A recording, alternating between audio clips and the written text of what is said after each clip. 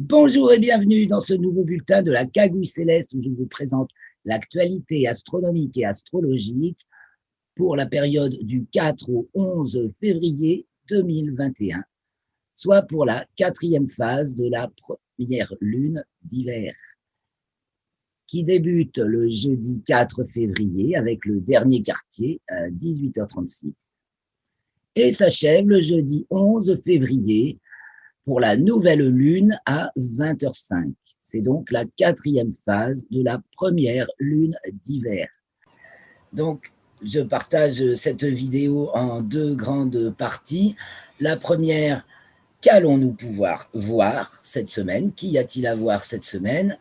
La deuxième, c'est savoir tous les événements de mécanique céleste qui se succèdent dans les différents référentiels concernant le Soleil, la Lune et les planètes et les étoiles parfois. Alors nous commençons tout d'abord avec ce que nous allons pouvoir voir cette semaine et en tout premier lieu la Lune.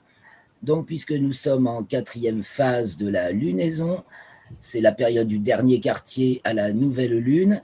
Au dernier quartier, la Lune se lève aux alentours de la minuit, au milieu de la nuit, et culmine au lever du soleil. Je vais vous emmener sur Stellarium et nous allons voir un petit peu la Lune. La Lune, c'est le 5 au matin, ici.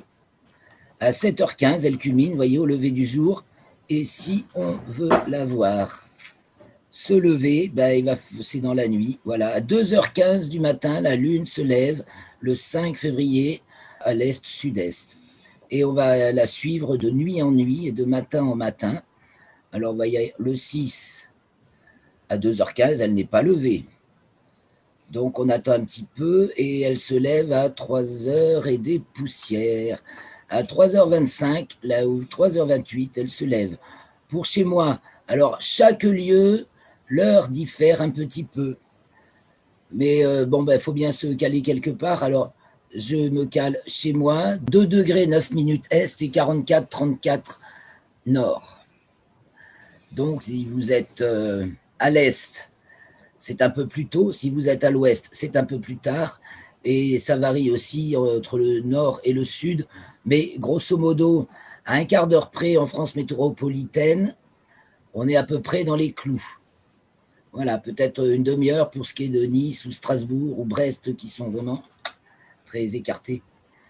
Voilà donc la Lune, le 6, elle se lève vers 3h30. Le 7, elle se lève plus tard, environ 1 heure chaque jour. Là, voyez, elle est passée, au départ, elle était devant la Balance, elle est passée devant le Scorpion, elle arrive devant Ophiuchus, et nous sommes le 7, et le 7, elle est conjointe à Antares. Nous allons y revenir, je vous fais défiler d'abord au matin, là, les matins de la semaine. Alors on va plutôt aller la voir maintenant en toute fin de nuit, ce sera le plus pratique. Donc le 7 à 7h, elle est levée. Le 8 à 7h, elle est levée, elle est devant le Sagittaire. Le 9 à 7h, elle se lève. Ce jour-là, elle est conjointe à Pluton et après, elle est conjointe à toutes les planètes, à savoir successivement Saturne, Vénus, Jupiter, Mercure.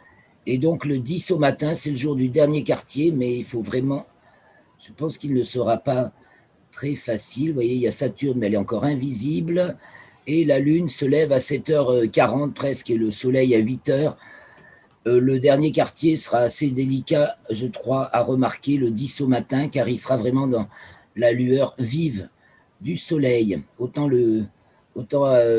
ce sera sûr le 9, autant le 10, c'est pas sûr. Alors revenons au début de la semaine. Et maintenant, suivons la Lune avec les étoiles, car je suis passé un peu vite et je ne vous ai pas montré.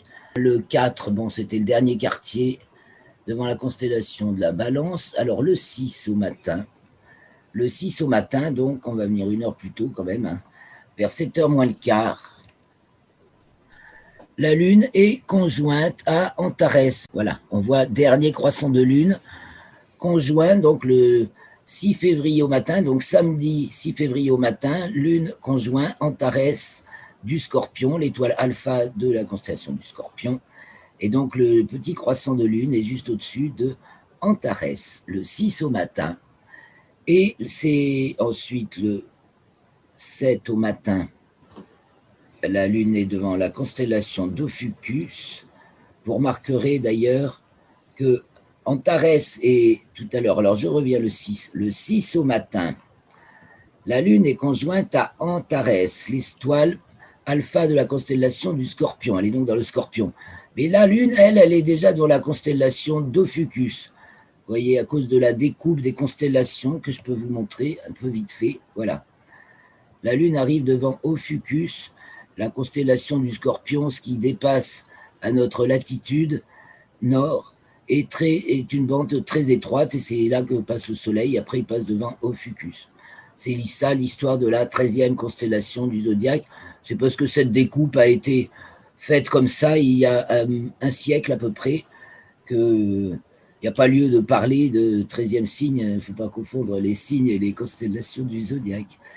Donc, nous sommes donc, j'enlève les limites de constellation. Je continue donc le 7. Je suis la Lune le dimanche 7. Elle arrive donc devant Ophiuchus. Le 8, elle est devant le Sagittaire et elle va être conjointe à l'étoile Nunki qui est elle. Et donc le 8 au matin, la Lune est là. D'ailleurs, c'est l'étoile Cos Borealis du Sagittaire, en fin croissant. Et Nunki ici. Et qu'il faut avancer un peu dans le matin et le soleil se levant, lui, de plus en plus tôt, eh bien, à 7h21, il fait déjà assez clair. Donc le 9 au matin, la Lune a passé Nunki, elle est là. Je vais grossir un peu. Donc là, elle est conjointe à Pluton. Donc on ne voit pas Pluton, il est par là. C'est sur l'article, vous trouverez ça, la conjonction à Pluton. Et bien d'ailleurs, on va peut-être passer sur l'article. Je vais partager l'article maintenant. Ça va, Christophe? Ça va? Ah, nouvel en chinois. Nous allons en parler, et oui. Je reviens donc sur la Lune au cours de la semaine, qu'il faudra voir donc le matin. Et voilà le dernier croissant. Voilà le 9 au matin à 7h. Nous avons donc Nunki, l'étoile du Sagittaire, Sigma du Sagittaire qui est là. Le croissant de Lune qui est là, qui se lève à sud-est. Et Pluton, c'est pour vous montrer, vous pourrez vous imaginer où est Pluton. Voilà, vous avez l'étoile Nunki, le croissant de Lune, et Pluton qui n'avance vraiment pas vite, donc est toujours à peu près à la même place par rapport au mois précédent. Mais de toute façon, on ne peut pas voir. Et alors, quand il y a donc Saturne, Vénus, Jupiter et Mercure qui se lèvent dans la foulée, mais qu'on ne voit pas. Et donc, à la fin de la semaine, la Lune est conjointe à toute cette kyrielle de planètes. Les planètes, alors justement, quand est-ce qu'on peut voir des planètes en ce moment? Donc, quand est-ce qu'on peut voir les planètes en ce moment? Eh bien, il ne reste pas beaucoup de planètes à voir. Nous allons donc nous mettre à 20h. Il ne reste que Mars et Uranus comme planètes observables en ce moment. Donc, le 9 à 20h, on est du côté de l'ouest davantage. Alors, Mars est très haute, hein, déjà au sud-ouest presque. Elle est à presque 60 degrés de hauteur. Et alors en ce moment, alors je centre sur Mars. Donc ça c'est valable toute la semaine, hein, ça bouge. On peut justement, et je vais grossir. Donc c'est au sud-ouest à une 60aine de degrés de hauteur. Je grossis un petit peu. C'est magnifique parce qu'on a la planète rouge, Mars, et l'étoile rouge Aldébaran, qui sont à peu près de même magnitude et donc d'éclat tout à fait comparable, très intéressant, et qui forment un triangle avec les Pléiades. Alors ça, c'est absolument charmant. Voilà, vous avez le petit amas des Pléiades, la toute petite casserole, comme j'aime à le dire, et les deux astres rouges, donc l'étoile Aldébaran du Taureau et la planète Mars, dont l'éclat a beaucoup décru, et qui est un peu semblable à celui de Aldébaran. Donc on voit Mars sous la constellation du Bélier. Voilà, on repère un peu les constellations autour, la baleine, les poissons. Lorsqu'on remarque surtout à l'ouest, eh bien, c'est Pégase qui va se coucher, le grand carré de Pégase, avec au-dessus la constellation d'Andromède.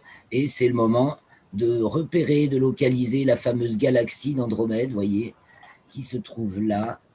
Je la mets au centre et je grossis, je grossis, je grossis. Et voilà.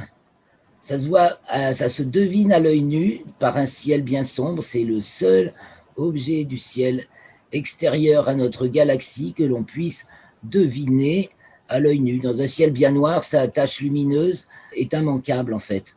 Et pour la trouver, il faut repérer le grand carré de Pégase, donc qui est à l'ouest, vous voyez, qui se couche le soir là. Il faut repérer Cassiopée du côté du nord, donc qui est en train de descendre. Vous voyez, l'étoile polaire est là. Cassiopée, le grand carré de Pégase, l'angle du carré le plus proche de Cassiopée, et bien c'est de là qu'on va partir pour repérer Andromède.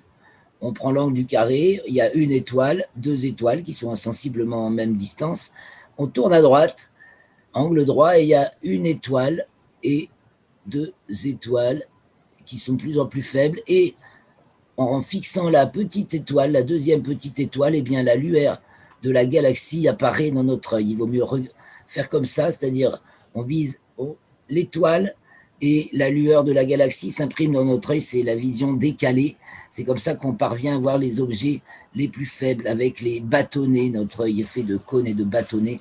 Et là, c'est les bâtonnets qui travaillent, donc c'est mieux en vision décalée, on capte plus de choses. Voilà, donc nous sommes en train donc de faire le petit tour du ciel du soir. Donc d'abord les planètes, ceux qui se couchent, donc les planètes, donc Mars et Uranus au sud-ouest, hein, voilà. Ensuite, ceux qui se couchent, le grand carré de Pégase, Deneb du Cygne, au nord-ouest, ici. Et du côté du nord, nous avons le dragon, donc en début de nuit, qui rase le sol. Vous voyez, ça, c'est la tête du dragon, il pique la tête dans le sol. La petite ours, la petite casserole est suspendue à sa queue. La grande ours remonte. Voilà, le chariot, il est là, hein. Donc debout sur sa queue. Voilà. Et nous avons en haut, de l'autre côté, très brillant, Capella du cocher. Capella qui est presque au zénith. Et on a Persée qui revient sur Andromède. Et puis en plus haut, on a donc le cocher avec Capella, le taureau et les gémeaux. Les gémeaux, voilà. Donc, le ciel du côté du haut dans le ciel sud-sud-ouest. Alors, au sud, on a Orion qui passe avec Sirius, plus brillante étoile du ciel, voyez, Orion, Sirius. Et puis, donc, toujours l'alignement, on peut le faire dans ce sens-là, Sirius, les mages d'Orion, les trois étoiles brillantes rapprochées, Aldébaran du taureau et les Pléiades qui forment une grande ligne, voilà, qui permet de se repérer au-dessus de cette ligne. Donc, on voit briller très haut Capella. On voit aussi Castor et Pollux des Gémeaux. En fait, on est dans la zone qu'on appelle le grand G de l'hiver. Et ce sont les plus brillantes étoiles du ciel et c'est l'hiver. Donc, il y a Capella, il y a Castor et Pollux, il y a Procyon du petit chien, Sirius du grand chien, Rigel de Orion, les trois mages, donc Alnilam, Alnitak et Mintaka, qui sont les trois mages d'Orion, et Aldébaran du taureau, et aussi Bételgeuse. Ceux-ci forment les trois mages, Rigel, Sirius, Procyon, Pollux, Castor, Capella, Aldébaran, ça forme un G, pour ça qu'on appelle ça le grand G de l'hiver. Bon, je passe, donc le nord c'est vu, le sud c'est vu, je repasse à l'ouest. Qu'est-ce qui se lève? Donc au nord, on voit comment ça tourne, et à l'est apparaît le lion, voilà, du côté de l'est, c'est le lion qui se lève, vous voyez, on a la grande ours, et sous la grande ours, il y a les lions. Donc la grande ours remonte, le lion apparaît. Et là, on voit l'alignement lion, cancer et gémeaux. Donc vous pouvez repérer l'amas de la crèche ici, qui se trouve entre Pollux et Régulus. Donc là, pareil, ça fait comme pour Andromède, on voit une tache. Ce n'est pas une galaxie, ce n'est qu'un amas ouvert d'étoiles jeunes dans notre galaxie et on l'appelle l'amas de la crèche. Voilà pour le tour du ciel. Donc les planètes, Mars, Uranus et les étoiles en ce moment, en début de nuit. C'est tout pour ce qu'il y aura à voir. Ah, il reste un truc qu'on peut essayer de voir cette semaine. Enfin, il y a quelques étoiles filantes, il y a quelques comètes pour ceux qui sont équipés de télescopes et qui sont chasseurs de comètes, mais il y en a toujours. Et donc, il y a éventuellement possibilité de voir, alors je vous montre cette très belle photo, de voir la lumière zodiacale. C'est apparemment la période la plus favorable de l'année pour la voir sans trop de difficulté. Et voilà une splendide photo, bien entendu, de Guillaume Canas qui nous montre la Voie lactée et la lumière zodiacale. Vous voyez, la lumière zodiacale et la Voie lactée qui forment un grand V au-dessus des du cos Méjean, je pense. Voilà. Donc, c'est ça la lumière zodiacale. Ce sont les poussières qui sont dans le plan de l'écliptique. Donc, elles nous signalent le plan de l'écliptique, la lumière zodiacale, et qui donc diffuse la lumière du soleil. Comme il y a plus de poussière dans cette zone, eh bien, ça fait plus de diffusion, donc ça fait la lumière zodiacale. Nous allons maintenant passer à la chronologie des événements. Et nous allons faire le petit bulletin chronologique des événements de la semaine. Alors tout d'abord ceux de la Lune, ensuite ceux des planètes et du Soleil dans référentiel géocentrique, et pour finir, les planètes en référentiel héliocentrique. Alors tout d'abord, toutes les petites histoires de la Lune. Donc le 4, jeudi 4 février à 18h36, elle est à son dernier quartier. Vendredi 5, elle entre dans le signe du Sagittaire à 18h15 et arrive devant la constellation du Scorpion à 22h47. Alors, on a un peu visionné ça tout à l'heure. Je passe maintenant. Le 6, elle arrive devant la constellation d'Ophiuchus à 7h33. Vous voyez, Scorpion le 5 à 22h47.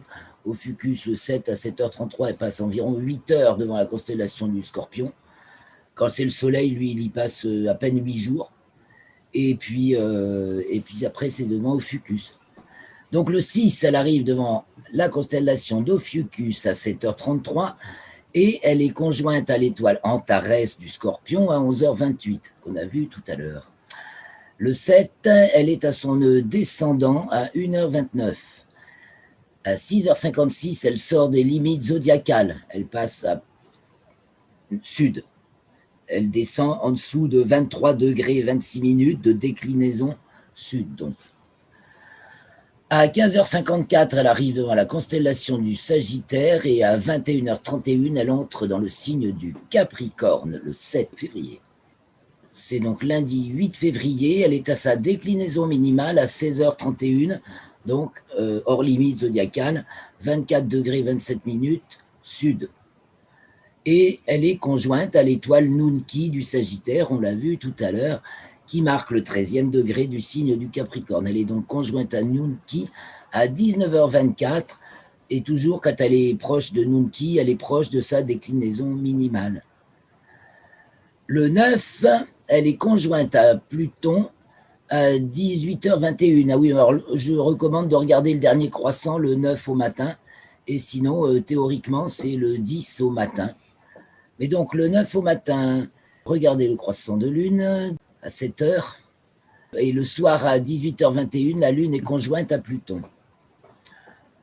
Le 10, la lune arrive devant la constellation du Capricorne à 1h02 et entre dans le signe du Verseau à 2h19. Elle rentre dans les limites zodiacales à 2h35 et c'est le dernier croissant là à 7h40. Ensuite, à 13h41, elle est conjointe à Saturne. À 23h10, elle est conjointe à Vénus. Le 11 à 0h28, elle est conjointe à Jupiter, donc 1h15 après Vénus. Et à 8h22, elle est conjointe à Mercure. Et le soir à 20h05, c'est la nouvelle lune et qui a lieu dans le 24e degré du signe du Verseau, devant la constellation du Capricorne. Alors, les planètes, elles, que se passe-t-il du côté des planètes? Donc, le 6, c'est Vénus qui est conjointe à Saturne. À 8h01, c'est le jour où la Lune arrive devant Ophiuchus et conjointe à Antares. Simultanément, la Vénus est conjointe à Saturne. Je devrais peut-être vous le dire simultanément, c'est peut-être mieux. Et en héliocentrique, Mercure est opposé à Jupiter. Donc, le 8, Mercure qui est rétrograde. Ah oui, voilà un truc marrant qu'il faut que je vous montre. Mercure qui est rétrograde arrive devant la constellation du Verseau à 0h20. Or, il était précédemment devant la constellation du Capricorne, il est rétrograde et il arrive devant la constellation du Verseau. Vous vous demandez peut-être comment c'est possible ça. Alors ça, c'est encore une histoire de découpe. Alors, je reviens sur Stellarium. Encore une histoire de découpe de constellations. On a regardé tout à l'heure. On va regarder donc. Et il est quelle heure là? Il est 20h. On va mettre en mode jour, parce que le Capricorne, c'est la constellation qu'on ne voit pas en ce moment. Alors, j'enlève le Sol, j'enlève l'atmosphère, et je vais chercher la constellation du Capricorne, Lion, Balance, Scorpion, Sagittaire, Capricorne. Elle est là. Vous voyez, oh là là. Alors, je vous montre ce qu'on ne peut pas voir. Voilà ce qu'on ne peut pas voir, comment sont disposées les planètes par rapport au Soleil. Donc, le Soleil est devant la constellation du Capricorne. Il y a Mercure qui est au-dessus du plan de l'écliptique. Et vous voyez, et puis Jupiter, Vénus et Saturne qui sont là devant le Capricorne également.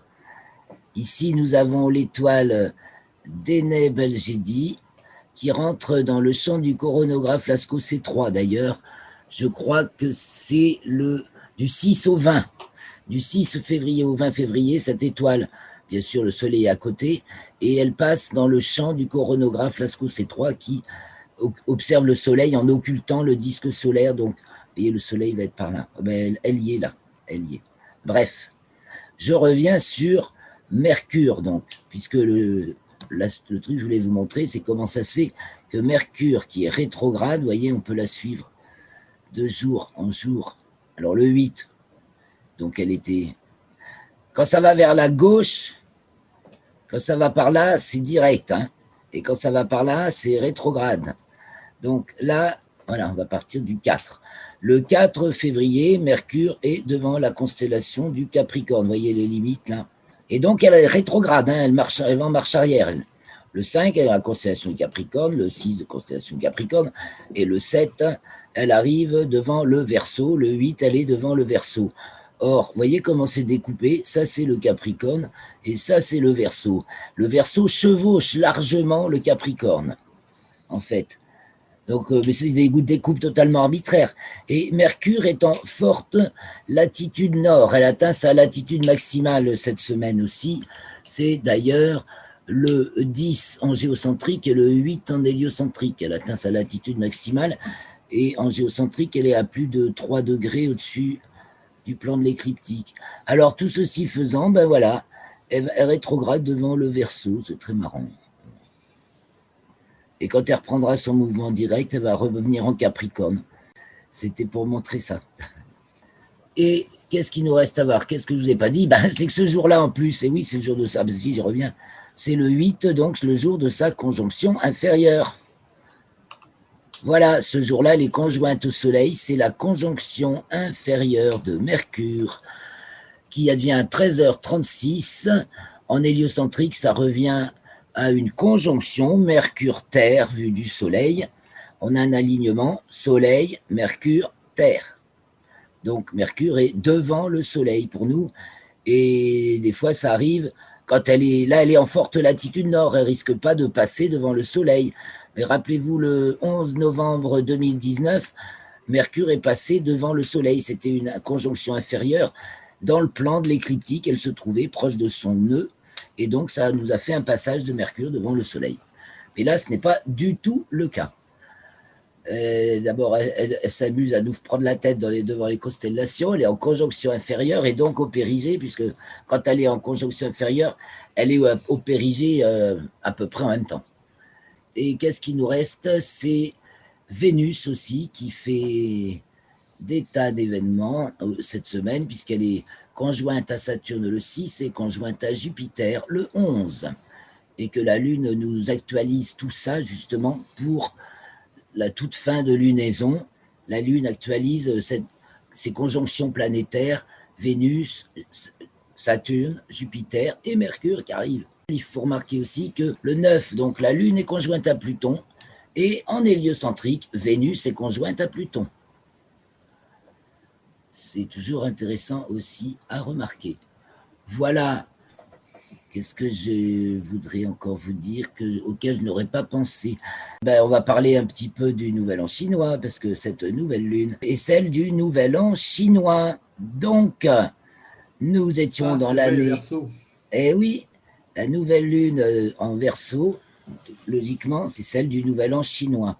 Alors, si vous voulez des trucs très, très détaillés là-dessus, il y a Patrick Rocher qui a refait une publication, voilà, vous avez le lien ici, très détaillé sur comment est construit le calendrier chinois, très intéressant, mais très compliqué. Ce qui est simple à comprendre, c'est qu'il y a 12 branches terrestres et 10 troncs célestes, 12 branches terrestres et 10 troncs célestes.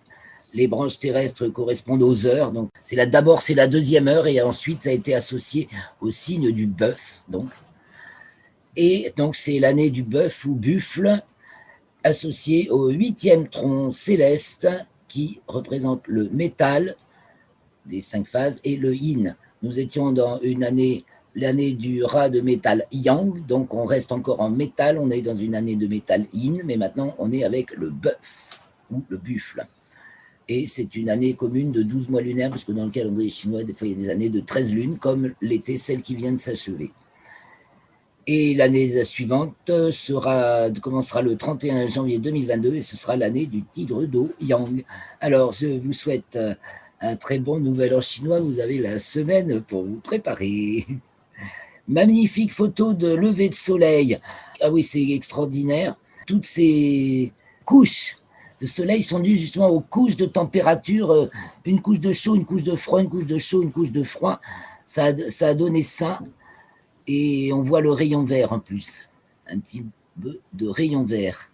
Vous suivrez, il y a un lien, si vous voulez comprendre ce que c'est que le rayon vert, j'ai mis un très bon lien qui explique très très bien et qui emmène encore sur d'autres choses encore plus intéressantes. Bon, le soleil est toujours dans le signe du Verseau, il entrera dans le signe des Poissons, tiens, la semaine prochaine, ce sera le 18 février qui rentre dans le signe des Poissons. Donc, le soleil est conjoint à Mercure. Ah oui, l'équation de temps.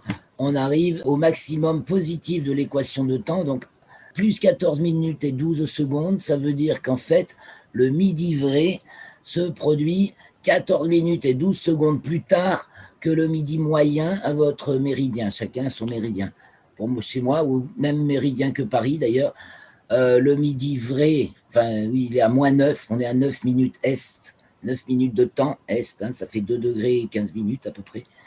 9 minutes est, que plus 14, voilà, il est midi vrai vers 13h05. On a plus notre heure d'avance, heure d'hiver, heure d'avance. Le méridien de Paris, c'est midi donc à 12h48 ou 49, midi moyen. Et donc en ce moment, ça nous fait midi à 13h05. Et après, ça va se redécaler vers le matin. Donc le jour va se lever de plus en plus tôt le matin et davantage le matin que le soir. Et globalement, il se lève de plus en plus tôt et il se couche de plus en plus tard. Donc je vous ai parlé de l'étoile d'Enel, Algédie, du Capricorne, qui rentre dans le champ du coronographe Lascaux C3. C'est parce qu'en plus, j'ai un article que j'ai fait sur cette étoile. Donc il y a un lien, vous pouvez cliquer. Là, un petit dessin de taches solaires, voilà une autre activité à laquelle on peut se livrer, dessiner le dessin astronomique, et entre autres celui des taches solaires, comme faisait Galilée. C'est comme ça qu'il a fait, Galilée. C'est comme ça qu'on sait, depuis Galilée, qu'on suit les taches solaires. Donc les planètes en héliocentrique, on en a parlé, le ciel, la lune, la lumière zodiacale, je vous l'ai montré, le ciel à la minuit, vous pouvez aller voir, moi j'ai fait le ciel en début de nuit. Et puis les planètes, donc Uranus, là, il y a Uranus et Mars donc à observer. Donc je vous ai mis une carte de localisation d'Uranus. Il y a une jolie photo d'Uranus du 22 janvier, hein, franchement, là, chapeau. C'est quand même un peu délicat, hein, 3 secondes d'arc seulement. Hein. Et là, vous avez donc le ciel, la position de Mars et d'Uranus dans le ciel côté sud, en début de nuit, sud-sud-ouest, ils sont sud-ouest déjà. Voilà, et les autres planètes doivent circuler, il n'y a rien à voir. À part essayer de choper Vénus. Oui, enfin déjà en ce moment, c'est très dur d'attraper Vénus. Moi, je n'arrive déjà plus à la voir de chez moi, pourtant je suis bien placé pour le sud.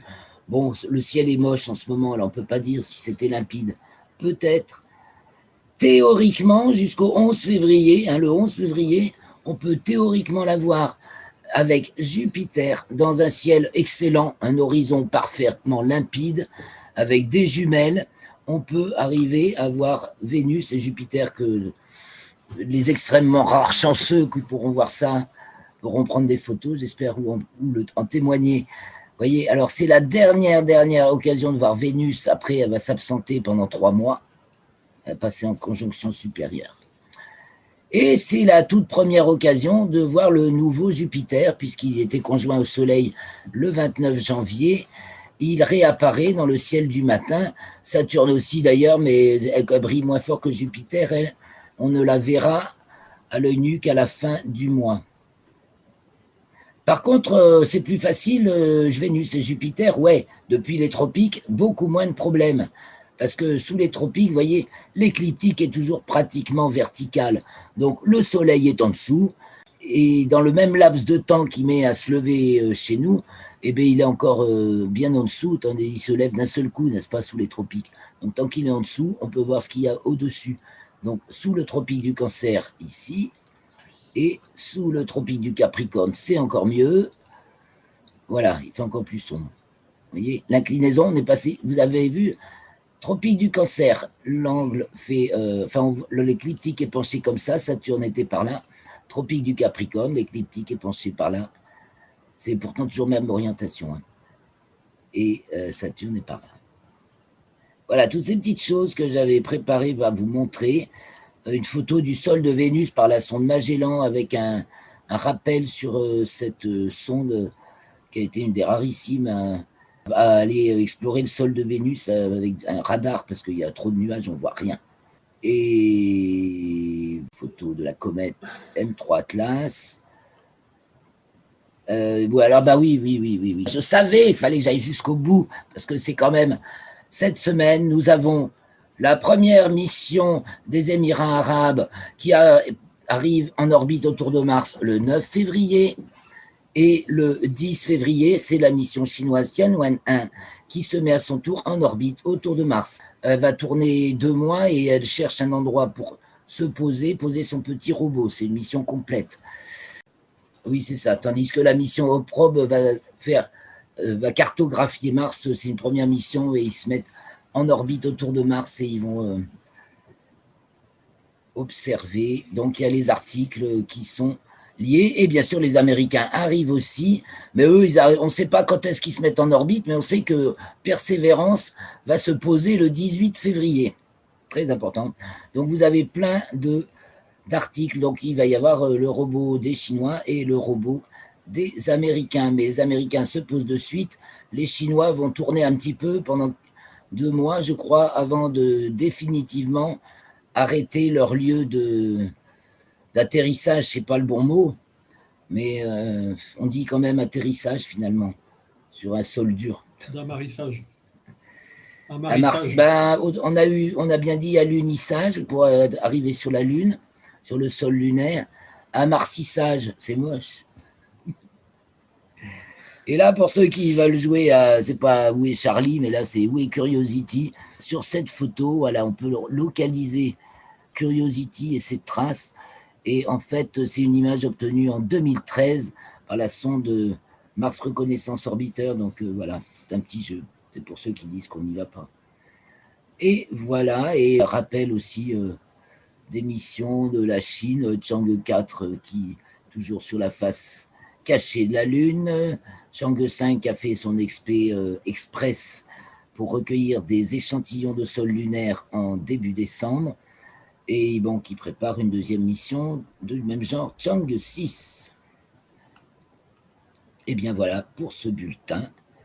Et si. Alors, je vous recommande aussi très fortement d'aller lire la lettre de l'IMCCE de février. Parce que franchement, il y a énormément d'articles très intéressants. Le regroupement planétaire du 13 février 2021, c'est d'un point de vue bien mécanique céleste, mais bon, c'est des points de vue intéressants. Il y a tous les heures et tout ça. Le rapprochement de Mars et des Pléiades, le ciel du mois de février. Alors, un article sur la bascule de Saturne et Jupiter due à la migration de leurs satellites. J'allais oublier le nouveau service de calcul en ligne sur les éclipses de lune, les éphémérides. On apprend aussi que cette année, on va avoir droit à des phénomènes mutuels des satellites de Jupiter, c'est-à-dire que les satellites de Jupiter s'occultent, s'éclipsent mutuellement. Et il y a justement un article sur ce fameux système planétaire là, avec tant de résonances qui vient d'être découverte. Il y a un article là-dessus avec un lien. Et en plus, aussi cette fameuse qui se pratique le 8 février, l'observation du Canigou depuis Notre-Dame de la Garde à Marseille. Compte tenu de la courbure de la Terre, ce phénomène est impossible, mais à cause de la réfraction atmosphérique, eh bien, c'est possible. Donc, depuis Notre-Dame de la Garde à Marseille, sous l'œil de la bonne mère, on voit le Canigou, je vous jure. Oui, si vous êtes à Marseille, allez-y, si vous ne le saviez pas encore, mais je suis sûr que si vous êtes à Marseille, vous le savez. Voilà, eh ben, je suis très ravi de vous avoir présenté tout ce bulletin. Nous nous retrouverons demain à 20h avec Christophe et Michel pour commenter les thèmes astrologiques de cette période. Merci beaucoup de votre attention, de votre écoute. Et à bientôt. Donc pour le bulletin, nous nous retrouverons le jeudi 11 février, certainement à la même heure. Bonne semaine à tous. Merci beaucoup. Alors j'avais oublié quelque chose, dites donc. Alors je reprends, j'ai oublié de vous dire que c'est également le 7 février, c'est l'équinoxe de printemps pour l'hémisphère nord de la planète Mars. Et donc c'est l'équinoxe d'automne pour l'hémisphère sud. Sur Mars, il y a des saisons un peu semblables à celles de la Terre, mais comme Mars fait un tour du Soleil en presque 2 ans, les saisons durent en moyenne 6 mois, mais ont des longueurs beaucoup plus contrastées que sur la Terre, où elles ne sont pas non plus complètement égales. Elles sont en moyenne de 6 mois, il y a des liens dans l'article pour aller voir ça, et je voulais vous faire part aussi de cet événement, parce que plus ça va, plus on va s'intéresser aux saisons sur Mars. Et on va peut-être un jour s'intéresser à construire le zodiaque de Mars, qui serait un pas certainement important si vraiment un jour on doit aller y camper. Voilà, pour s'habituer au cadre naturel. Et c'est un sujet qui me fait pétiller, ça. Mais Camille Flammarion y avait déjà pensé, au fin 19e siècle. Alors, sur ces bonnes paroles, je vous souhaite un joyeux printemps martien, un bon nouvel an chinois et une belle semaine bien terrestre. Ciao, bisous et à bientôt.